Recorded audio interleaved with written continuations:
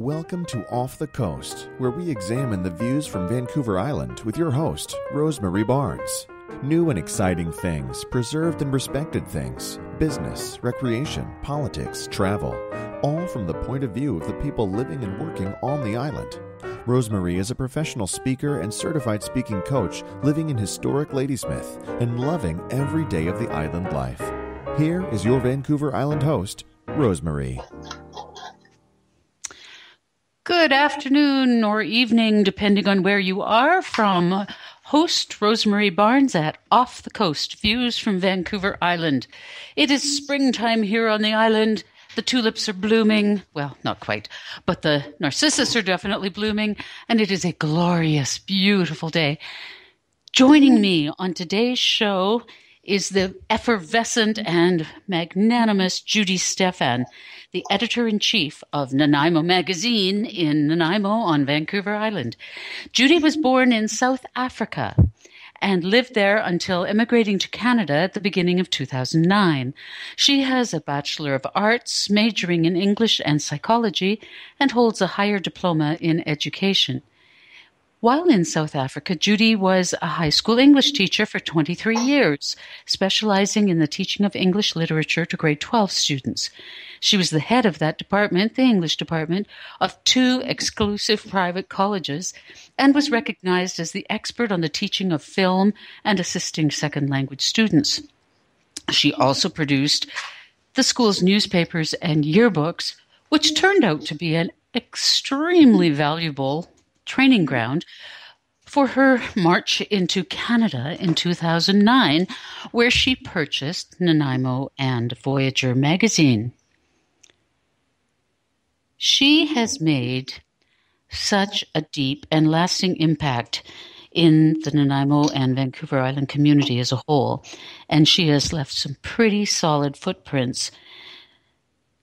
And I don't think those footprints are due only to the dazzlingly colorful shoe collection she owns. Judy, is it true that you could open a shoe store without having to purchase any stock? Yes, it is. I possess quite a few pairs of shoes, and they mainly are stilettos. So,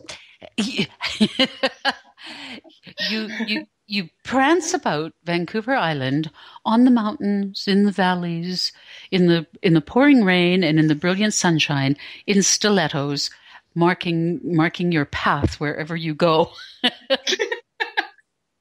Absolutely. I'm very pleased to hear that. Very pleased to hear that. So you came from South Africa, Judy, and you quite deliberately made Vancouver Island your home. Now, those of us who live here know that this particular piece of paradise on the west coast of Canada is extraordinary. But what was it about Vancouver Island that made you even start looking here in the first place? We decided to immigrate in the early 2000s, and we had several options open to us, including Australia, Germany, but my sister-in-law lives on Vancouver Island, and so my husband brought me here on holiday in 2007, and I arrived in April on an extremely grey and dismal, rainy day in Vancouver, and thought to myself, oh no, this can't be the weather in British Columbia. It was so depressing. But we took off from Vancouver Airport heading towards Comox, and suddenly the clouds opened, the sun came out, and before me was this magnificent panorama of the Georgia Straits with the archipelagos of islands, and the sun was shining golden on the water, and it was just like paradise revealed. And I fell in love with it there and then. And so we decided that that would be our destination, particularly Vancouver Island, not just British Columbia, but the actual island itself. And then Nanaimo became the target city because of the fact that it is so central with transport. It's a transport hub, the university, and all the other great features that it has, which makes it like living in a city, but you're actually not. It's got all the amenities, but we're living in a wonderful, close-knit town. It is amazing to actually be here. Judy, did you and your husband have jobs to come to when you moved here? Or do you mind sharing with us the reason you wanted to move in the first place? Was it a leaving or was it a coming? We decided that we needed to immigrate for a lot of different reasons. One of them being the future of our children. And the timing was particularly important because my daughter was just starting high school, my middle son was just leaving high school, and my eldest son was just leaving university. So it was a very good time to come in 2009.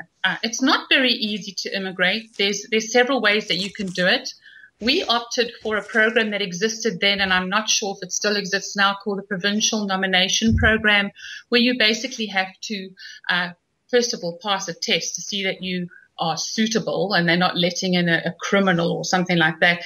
And then you have to invest money, employ Canadians, and meet all the criteria of that program. So we came in on the BC PNP, which is the British Columbia Provincial Nomination Program.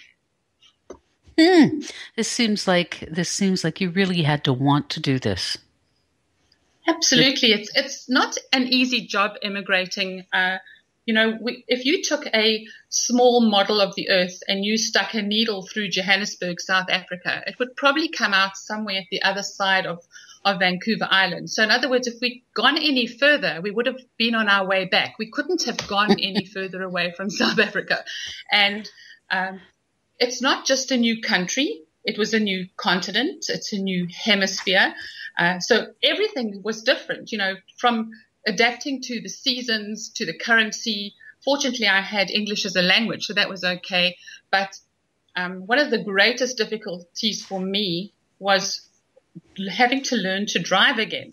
Now, I am blonde and very right-brained. And in Canada, you drive, according to me, on the wrong side of the car and the wrong side of the road. And that was a pretty daunting task for me at the age of 46 to actually have to relearn driving, which I'd done already for like 30 years. It reminds me of a couple of movies that I've seen where driving on the correct side of the road versus the right side of the road becomes an issue. I hear tell that you're a bit of a movie buff, not only because of your movie reviews in the magazine, but that you take great pleasure in watching a great number and variety of movies. Is it true you're a movieaholic? I am. And my love for movies isn't just because I'm lazy and like to sit on the couch. It's actually because as an English teacher in South Africa, one of the components of the English syllabus was the teaching of film.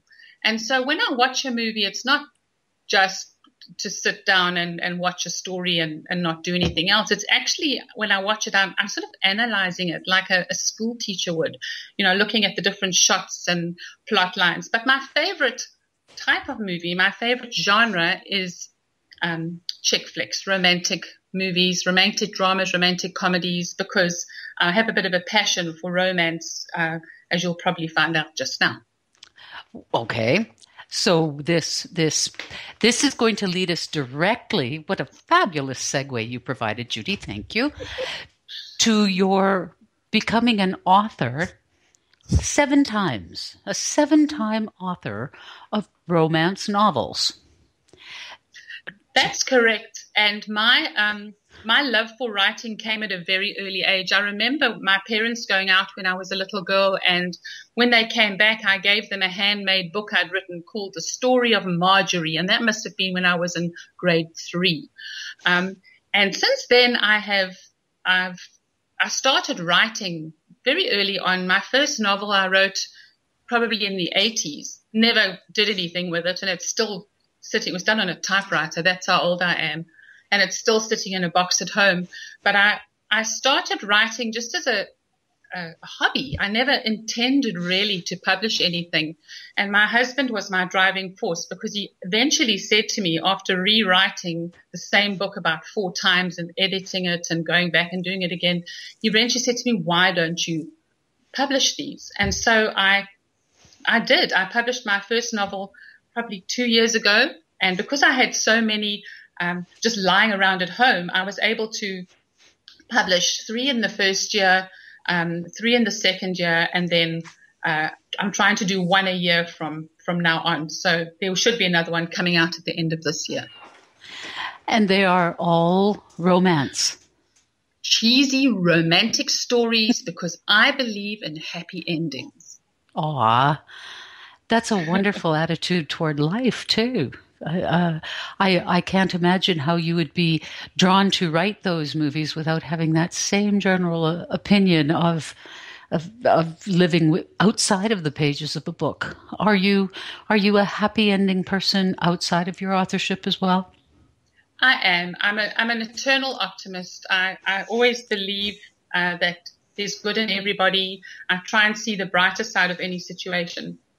But these books are more just, I don't know, maybe fantasy. You know, I've probably watched too many chick flicks and they're all circulating in my head and melding together. And that's probably where they come from. The question, of course, when you talk to any author is where do you get your inspiration? Now, I know that you are eternal sunshine inside you and that you watch all kinds of movies, but where do you expect these ideas to continue to come from? The ideas come to me from everyday life. My hairdresser was telling me a story about somebody that he knew, and that sort of sticks in my mind. And I'm having a massage with another lady, and she mentions something, and I join that to this story, and it eventually becomes an idea that formulates into a book. And if I'm really inspired, I can probably write a novel in 4 months because I get onto a roll, and then the words just pour out of me. I don't know what else to say because it really just comes from people I meet, places I go, things that I see, stories that I've heard, and of course it has to have a happy ending. That's delightful. I wish more people could come on up out of the depths of doom, gloom, and especially the media loves to sell sensational stories of shock and doom and gloom and catastrophe. And you're in the media to an extent too. When you came to Canada, you purchased Nanaimo and Voyager magazine. And yet the magazine also, rather than delving deeply and living in the dark side of things that happen, you've chosen instead to keep Nanaimo Magazine a happy place to go, a friendly read. Have I got that about right? Absolutely. I try and stay away from politics or anything negative or critical. We deal mainly with things like the people in the community. We have a celebrity spotlight every month. We have business profiles. We deal with a lot of positive not-for-profits and arts and culture, and we try and cover the community as much as we can from Victoria to Campbell River, and everything that goes on that is on a positive note, that isn't going to upset or criticize or do anything negative to the community, which I have come to love so much. You do. Now I'm torn as to which segue I want to take here, Judy, because I would love to talk about the community and how you've become involved in it, but I also want to continue to talk about Nanaimo Magazine. So which would you prefer? Well, let's talk about moving to a new community and then go from there. One of the most difficult things about moving to a new community is the fact that you know nobody. When I moved here, there wasn't one single person in Nanaimo that I knew except the agent that sold us the business, and I'd met him briefly. So to have a small business here, especially in a town like Nanaimo where networking is so important and people have been together and went to school together and have done business and been to church together all their lives, and to move here and be a complete stranger or an alien or whatever you want to call yourself is quite a daunting thing. And I had never been in business before. As a school teacher in South Africa, I might have changed since I left, but it was generally a male-dominated system. There was always a headmaster that you had to report to, and there was always males that were in the hierarchy above you. So it was quite a challenge for me to suddenly not only be in business, but to actually run the business, because I had no business skills at all. I mean, I was an English teacher, so I could speak the language, and I can write and I can edit, which is the same as marking, which you do when you're a teacher. But the fact that I had never done any marketing, I'd never been a boss to anybody before. I had never done any accounting. I mean, me and mathematics, I can't even remember what I got in grade 12, but it was something ridiculously embarrassing. My father didn't speak to me for a year. Oh, my. So all those things are things that I've never done before. And then I had to learn all the tricks of this particular trade, how to sell advertising, how to market your business in a community where there was quite a lot of competition and everybody's going to the people that they knew. So bearing all that in mind, one of the easiest ways to get accepted in the community is to become involved in the community. So the very first 3 months that we were here, I joined Rotary. And I met a whole lot of great people there that I'm still friends with, even though I'm no longer a Rotarian. I was a Rotarian for 4 years. I was vice president of the club. So that was the one thing. Then I joined the Chamber of Commerce and got really involved with the Nanaimo Chamber of Commerce. And now I am the co-chair of the ambassador program, which introduces new members to the chamber and how it works. I am a board member on the Downtown Nanaimo Business Improvement Association for the third term. So I'm very involved in Downtown Nanaimo, and I'm on their marketing committee. So I'm very involved with the things that they do. I'm on an advisory board for the Better at Home program. And one of the funny things that I joined, because I used to be, and I'm using that word quite strongly, be very, very conscious of my accent, which is very different from everybody else's here.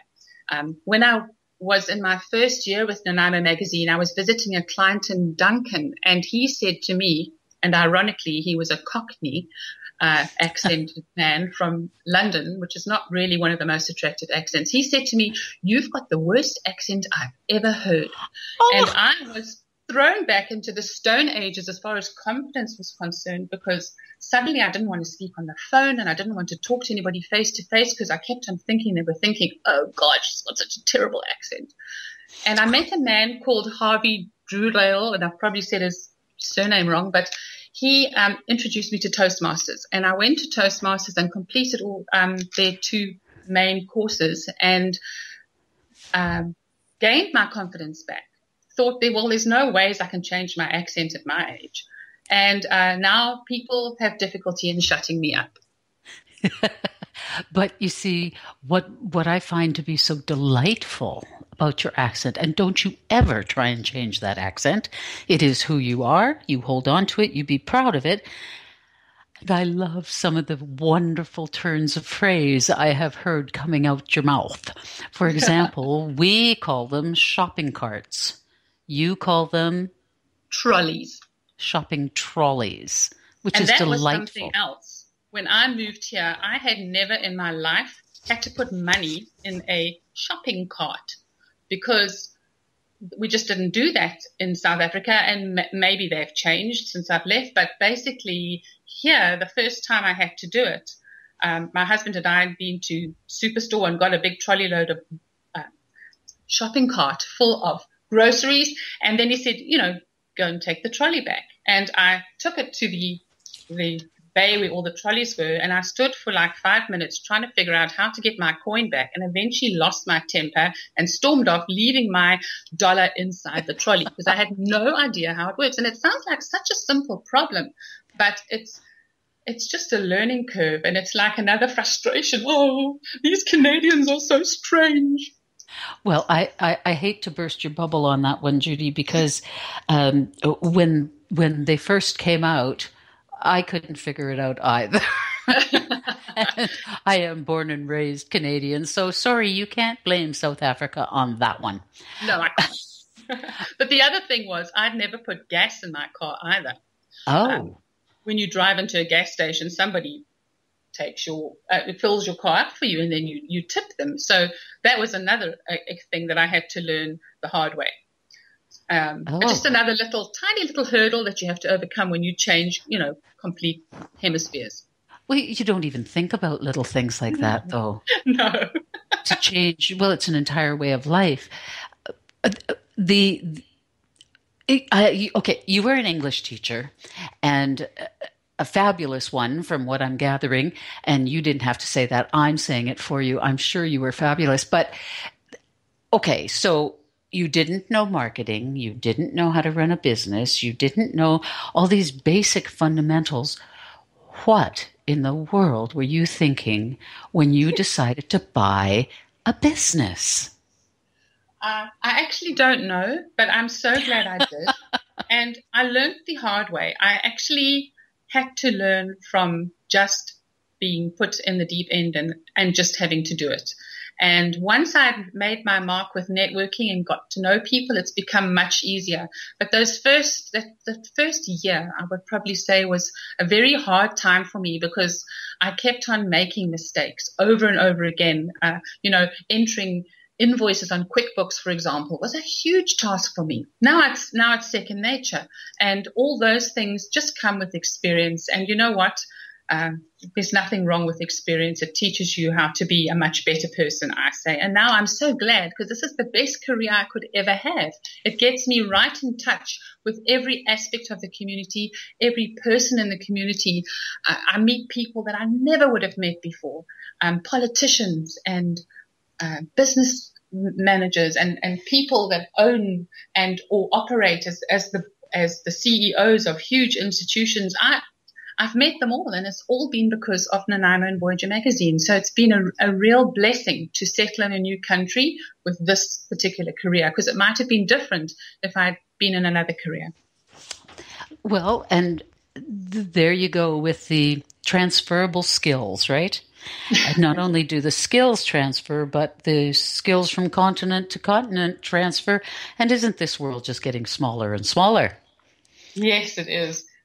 And I think that one of the big blessings was that I was an English-speaking person. English is my mother tongue. My mother was born in Yorkshire, so I didn't have a problem with the language. I think it might have been much more difficult if I had perhaps spoken a foreign language and then had to learn English on top of that. That would have been a hurdle indeed.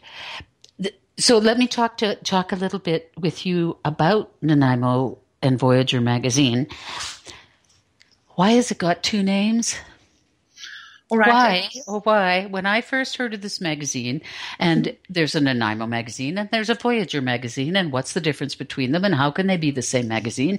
And it was all very confusing to me. Can you please explain for people that have never seen the magazine how you created this amazing thing? Well, first of all, I don't take credit for creating it. It was the person that I bought the magazine from that created it. And it's a very clever concept because it's produced in the Mid-Island. So in the Mid-Island, it is Nanaimo Magazine.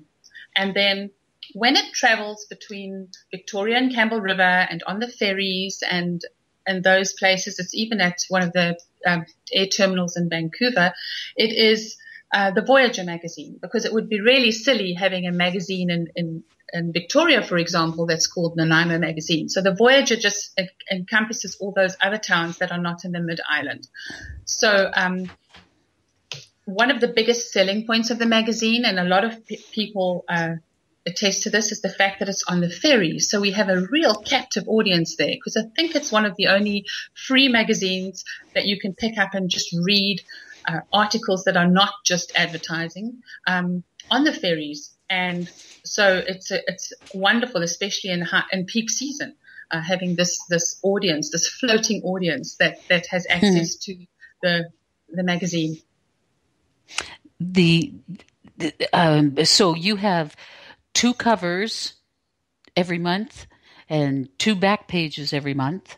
And so do you not find that you're duplicating effort? Not really at all. It's actually becoming easier and easier. People are getting to know the benefits of the magazine and our really wide and very different demographic, because we don't only send out with one medium. We actually have so many mediums of distributing the magazine that it becomes a demographic that not many other people can get to. For example, we go out by post. We go out in one of the local newspapers. We are racked with certified folders. So we're racked at places like the ferries, at the airports. We go to most of the city facilities. We're at every realtor's office. You can pick us up at any medical waiting room or coffee shop in the island, as well as businesses up and down the island from the Comox Valley right through to Victoria. And because of the high visibility of this, people find it a good medium to advertise. And the reason for that is that it's restocked all month.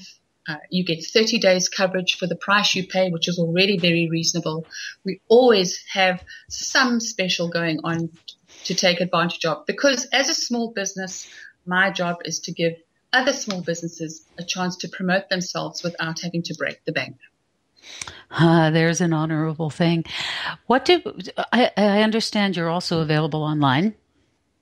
Yes, we have a online magazine. It's exactly the same as the printed one. However, it is you can actually page through it, and if you advertise, your advertisement or your advertorial is hyperlinked to your website. So if somebody's reading the magazine online, if they click on your ad, they go straight to your website, which means that you're getting a double whammy, because you're not only in print, you're also online, and you're getting traffic to your website. That's a huge bonus for what are already arguably the most inexpensive print advertising costs that you're going to find anywhere. So that must be a huge plus for the advertisers. It is. And if you advertise for, I have people booking for a year and longer, but if you advertise for 3 months, if you're a new advertiser and you advertise for 3 months, you get a free article written about you, which you can do anything you like with. And that's a big attraction for people, because they don't only want to have an advertisement, they also want to have an article that's going to be read by people about them. And it gives us a lot of notoriety, and it gives them a lot of traffic to their website, and more information about the business or service that they have going in the magazine. How big is the magazine, Judy? Do you mean how many pages? Yes. Okay, well, we're a 48-page magazine, the Voyager section being 40 pages. But the last couple of months, we've gone up to 56, and we tend to go to 56 pages in the high season.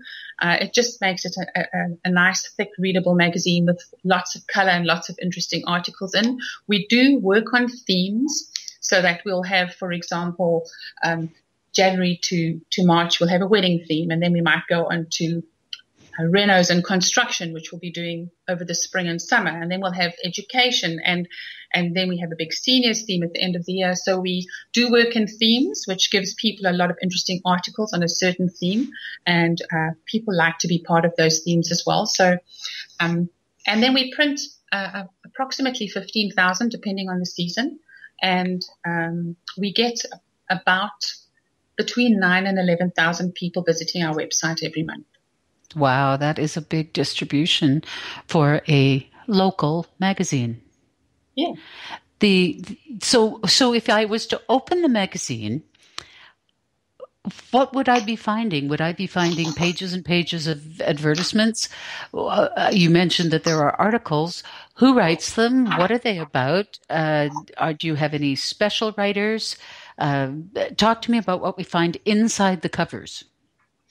All right, the magazine, because there's two covers, usually two cover stories.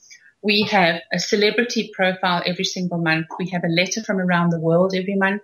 We have a joke page, which is very popular. We have horoscopes, and then we have articles within the themes and articles without the themes. We have a lot of regular writers who submit articles every month, usually on the same topic. So, for example, we'll have somebody that does health and nutrition, and somebody that does an article on sport, and somebody that does plumbing tips. So there's something for everybody in this magazine. There's business profiles. There's articles on the arts and culture situation in the Mid-Island and beyond. If you want to find out anything about what's going on in Nanaimo, you can find articles and posters and ads about those events. And we have a free event section. So if you have an event, you can send it to us, and we make sure that it gets out in the relevant month for people to see and make a plan to visit. All right, so I'm hearing the word free an awful lot here. I'm hearing free traffic to your website. I'm hearing free online magazine. I'm hearing free half-page profile after advertising for 3 months. I'm hearing free events. I'm hearing free. Judy, let me talk about the business plan here. The business plan is great because if people support me, I support them. If they advertise with me for a certain period of time, I'll give them something in return. And it's working really well. The events page is free because people submit them and they're a couple of lines long. There are publications which charge people for that. It's something that I like to do. I'm community orientated, and I like to serve the community because if they have welcomed me so robustly, then I feel I need to give them something back, and it's working. That we should all have such magnanimous attitudes. Judy, you became a Canadian citizen last year. Yes, I did.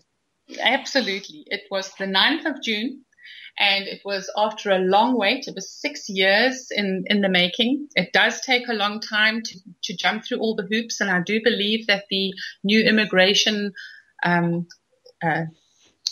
system now has changed, and you have to be here a little bit longer, but you have to be so many days in the country. You have to submit all your paperwork, and it goes back for years. And if you've ever left the country to perhaps go on a holiday, you need to have recorded all those days.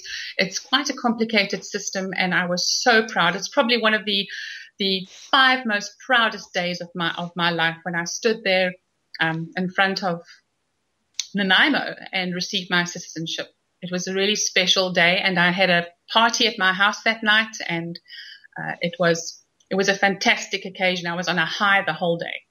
Wow. All right. This begs to be asked now. One of 5 favorite things. You said that, so there it is. I would say that my wedding day and the birth of my 3 children would be the top 4. Followed by becoming a Canadian citizen. That's Yes. pretty powerful. That's pretty powerful. So now you're here. Now you're Canadian. Now you are fully entrenched in island life, and most specifically Nanaimo life. But it's been a journey, and you've had to work very hard at driving on the correct side of the road, which is what the British say they do. But you must have some things that you miss terribly about from South Africa, and you must have some things that are just absolutely wonderful about being a Canadian. Care to elaborate? If I had to tell you what I miss about South Africa, it would obviously be family and friends. My parents, my brother are still there, and of course I've got some very, very good school friends that I was at school with that I'm still very friendly with. I'm on Facebook with them and we talk all the time. I miss that. I miss the sunshine. But you know what? I've adapted so well to Canada that I don't sit at night mourning over times gone by because I'm so busy being Canadian. The foods that we had there, you know what? This is also a British colony like South Africa was. The food is not that much different. When I moved to Canada, I did have my first pierogi, my first serving of yam fries. I've never tasted chipotle sauce before. I obviously have had my full of salmon. But, in South Africa, we used to barbecue a lot. And if I feel like a South African dish, I make it. There's plenty of shops in town. I have a favorite up in the Old City Quarter, McLean's, that stock South African food if I actually have to have it. My husband's German, so we always had a very mixed diet of German, South African, British food. So it's been great coming to Canada. I don't miss anything other than really the people and maybe the weather sometimes. But otherwise, it's great. I'm actually allergic to the sun. I'm not allowed to go in the sun anymore either, so I don't actually mind a rainy day anymore. Oh dear. Well, you certainly got your fill of that this last little while. So then on to the positive parts of being Canadian. Do you have a so far favorite spot that just took your breath away? Do you have an activity that you learned to do once you were here? What makes your heart sing when you talk about Canada or Vancouver Island? When I talk about Canada, and I'll go into Vancouver Island just now, one of the biggest changes that I found, the positive changes that I found, is that I was no longer worried about security. I can walk downtown at 9, 10 o'clock at night alone, coming back from a meeting, and I'm not looking over my shoulder. I'm not worried that I'm going to be attacked in any way. And that's something that has really sort of outshined anything else, is the fact that I feel safe here. Other people that come here might find something else, but that's something coming from a country like South Africa that I really appreciate.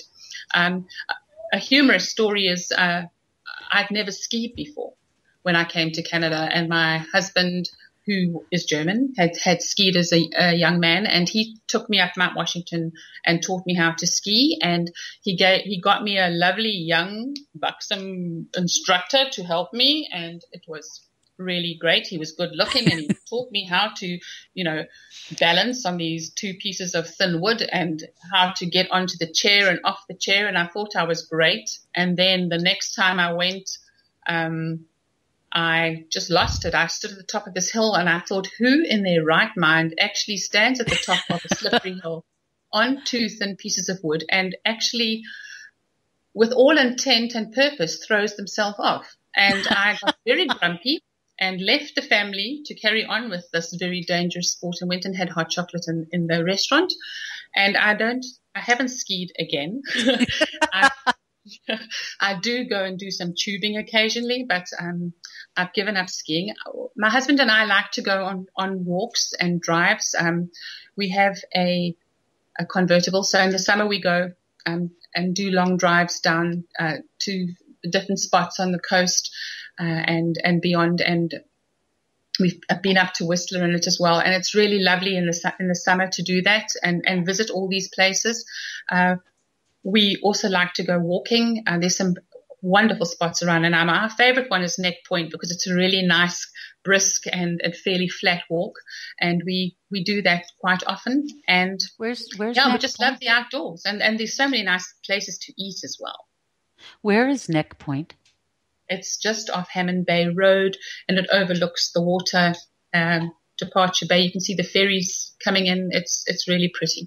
Ooh, I must check that one out.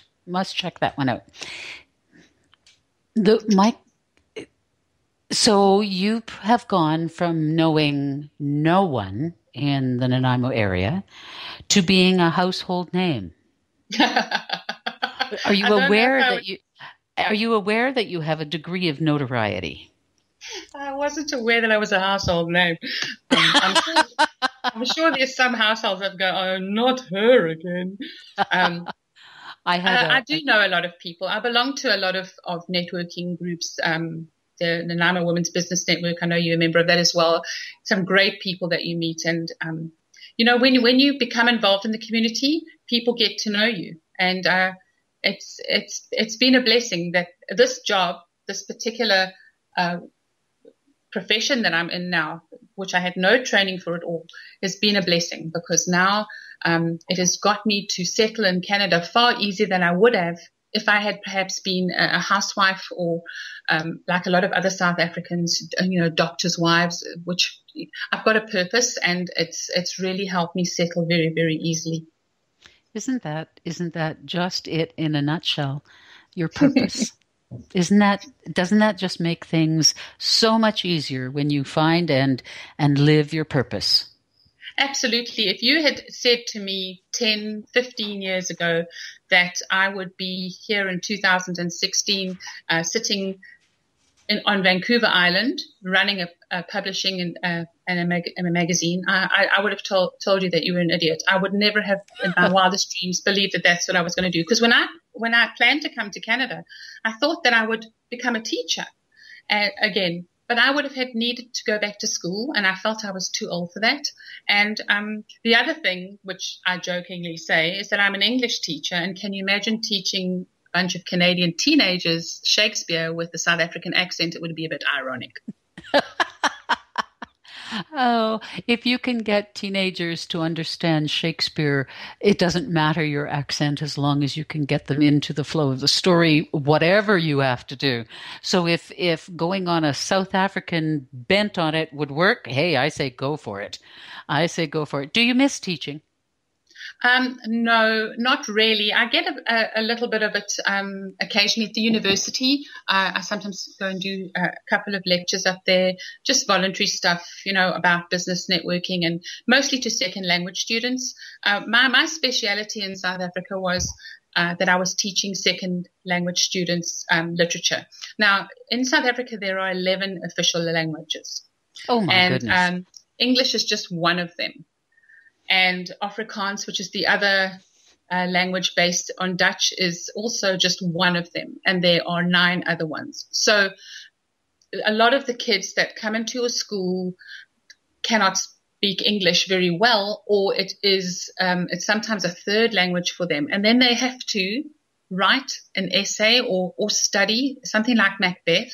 It was really difficult for them. So I used to do in-house publishing, actually. I never thought of that. That's a connection as well. I used to do in-house publishing and publish study guides for them. So that trying to make something like Macbeth or Romeo and Juliet or Hamlet or any of those plays actually relevant to someone that perhaps had grown up in rural South Africa. That's so really you were doing all the things that you're doing now, except you were doing it wearing a teacher hat. I was, and didn't have to worry about the accounts. There you go. And the math. And the math, yes. And the math. But really, to say that you never had been trained in this doesn't sound completely quite true anymore when you start realizing all the things that... What I'm saying is I'm sort of qualified in a way because I can write and I can edit. But all the business stuff comes with it. That's where I really had. I went to the school of hard knocks for that, because the times that I had to phone up my poor bookkeeper and try and explain what huge mess I just made on QuickBooks, and then she had to go on and try and fix it all. I did that so many times, and now it's getting better. Now I only phone her maybe once a year and not once a week. Oh, well, there you go. And is she still getting the same amount of money from you for only working a sixth as hard? Well, fortunately, she charges me per hour. So now that she's doing less work, because she doesn't have to fix up mistakes, now she's not getting more money. Did your family transplant as well and as easily as you have? I think so. My eldest son decided not to join us at the last minute for a girl whom he's no longer with. And he is actually now... Mommy, that must have hurt that one of them didn't come with you. It was really hard. I battled for that first year. But you get used to it, If you don't think about it constantly, you get used to the fact that the chickens are slowly flying the nest. And now we don't have any chickens at home. So the nest is empty. But and back then it was quite hard, but he's now living in Belgium, in Brussels, working for Toyota actually, and he's just got engaged. And my daughter came straight into, she was supposed to start grade 8 here, but because our school years are different in South Africa, they go from January to December because our summer is in December. She started in grade 9 and had to do a course through I think it's called North Island. The acronym is NIDES, and basically she had to go and do math and science at this college during the summer. So she was ready, and she went straight into grade 9. So she actually skipped grade 8 altogether. And so she was a little bit at a loss, I think, when she first arrived, because everybody that she was with in her class had been together now in high school for a whole year already. She lost her Canadian accent like within weeks. I lost a South African accent within weeks and has a Canadian accent. My middle son, he lives in Victoria right now, and everybody is really happy. And my daughter's at Queen's College in Kingston. I nearly said King's College in Queenston. No, that wouldn't be right at all, would it? I don't think we have a Queenston, at least not in Canada, but, I could be wrong. So, and what about your husband? You mentioned that he was German. Yes, German. And we've settled really nicely here. We really have. It's been a blessing to have all these people and friends that we've made. So we have quite an active social life. He's also quite involved in the community. He's involved with Rotary and with an organization called Ducks Unlimited, which supports the wetlands.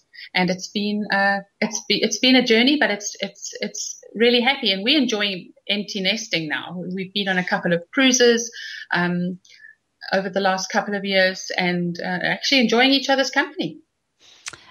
For the first time since you got to Canada. For the first time since we got married.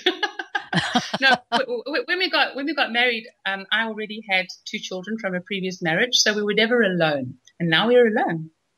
Oh, and alone on Vancouver Island with the bald eagles and the whales and the exquisite beauty, and you can go straight from climbing a mountain to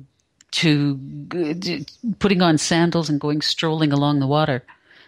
Amazing. Yes, they say that it's probably one of the only places in the world where you can be skiing on Mount Washington in the morning and surfing in Tofino in the afternoon.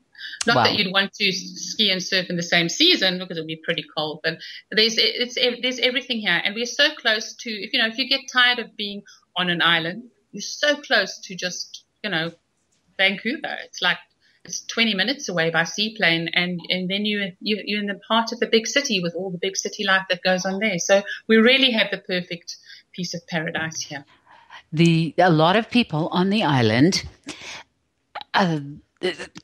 call it a rock, and that ferries are difficult to get over to the mainland, and it's a long, if you go from one particular port to another, it can be a 2-hour ferry ride. Do you find that? Do you find yourself feeling closed in or trapped or anything like that, or are you free as the seaplane that you ride on? I don't feel trapped at all. I actually enjoy living here, and I like the freedom that if I feel like going to Vancouver, I can. And you know what? When I came here in 2009, I'd never been on a ferry before. It was a huge excitement for me. They were catching a boat. And so it doesn't bother me. There's beautiful seascapes that you can see on the ferry. I love looking at the mainland from the ferry and back at Vancouver Island. It's really pretty. I've seen whales before. And you know what? If nothing's happening outside and the weather's dismal, go to the cafeteria and get yourself a burger. Or those yam fries that you had never tasted before. Always have those on the ferry. So, Judy, what do you think? Turning yourself into an editor-in-chief, it took a bit of work and determination and clear-sightedness and falling into some good luck along the way. What do you think, in your wildest dreams, might Vancouver Island still hold for you and your husband? In my wildest dreams, what it would still hold for me? Yes. You never thought you'd be an editor of a really successful magazine. Oh, no, I didn't. Well, I've still got a lot of Vancouver Island to explore. Although I've already been up as far north as you can go and done most of the island, there's still lots of Canada that I need to explore. And I've done as far east as Jasper by car. I've been obviously in Ontario, in Toronto and Kingston when my daughter started there. But there's so much of Canada that I still have to explore. And I think one of my biggest dreams is to still travel across Canada in an RV or something. But only one way. Somebody said to me that you must never dream of doing it 2 ways, because once you've seen the prairies, you perhaps don't want to do that again. But I'm looking forward to one day doing that trip. I think people on the prairies just took a hit. Well, this is, as I said, somebody else said that to me. I've never been to the prairies, so I don't know. But that's a dream of mine, to actually see Canada coast to coast. Yours and mine both. I am ashamed to say that I either didn't take advantage of or didn't create the opportunity to travel across Canada. I've never been to the Maritimes, and I'm born and bred here. So So I'm with you. And if you intend to go somewhere very interesting and exciting like the Maritimes, pick me. I'll come too. Okay. And here's the thing is that perhaps we can pick up some people on the way back to come and see this end of Canada as well. I'm curious about the safety issue that was in South Africa, and this is going to sound like a silly question, but regards your stilettos. Well, they double as a weapon. That's what I'm saying. So did the habit of wearing stilettos start in Canada or in South Africa? I've always been fairly notorious for my shoes. I used to be really embarrassed about how tall I am, and I'm nearly 6 foot. I used to be 5'11". I think I've shrunk a little bit now, but I used to be very embarrassed in my teen years and early 20s about how tall I was, because all the boys were shorter than me, and especially in elementary school, it was a huge issue with me. I had a complex about it because I was also incredibly skinny, and I had a very bad posture because I tried to look shorter than I actually am. Aww. And if you spend your elementary school years at the back of the class and at the back of the line, because you are so tall, and all the boys only start getting tall when they're 16, you do get a complex about it. So I decided in my 20s, when I became a teacher actually, that I was going to embrace my height. There was no ways I was going to get any shorter. No. I have lost an inch as I've got older, but I might as well just make the best of it. And so I fell in love with high shoes because I found them extremely elegant and pretty, and I don't know, maybe they snazzy and sparkly, and I've got many styles and many different sized heels and different size and different fronts and colors, and some are sparkly, some are leopard print, some are whatever. I just love shoes. And so I wore them as a teacher. It helped me, especially when I was teaching in all boys school in Pretoria, to be much taller than the boys that I was teaching. And I just have embraced it. And now people sort of know me because they can see me across the room because I'm a head taller than most people. I want to ask you about, because I don't think I ever got the full story of a particular pair of blue shoes that you made for yourself on the computer or some such thing. Am I remembering any of that right? You are. My children obviously know that I love shoes. And so my daughter and my middle son and his girlfriend, for my 50th birthday, I think, got me a voucher for a company called Shoes of Prey. And they're an online company where you go in and you decide everything about your shoes, from the color to the height to, the style. The inside can be a different color from the outside. The heels can be a different color from the shoe. And I designed this pair of shoes, which looked so beautiful on the screen. And when they arrived, I nearly passed out. They are actually even too high for me to wear. And what? in the flesh, when you actually see them, they are a little bit, I'm scared to use this word. They're a little bit hookerish. So I don't wear those ones in public, but I have got them on display in my room. Oh, that's priceless. That's priceless. The question, of course, comes up that you keep referring to yourself throughout this whole hour as when I was younger, now that I'm older. Are you getting a complex about your age? No, I absolutely love the age I am at. But obviously you need to have lived through all those younger years to gain the experience and knowledge to survive your older years. And yes, I had a couple of issues growing up with being very tall and very skinny and all those things. And I'm very happy with who I am now.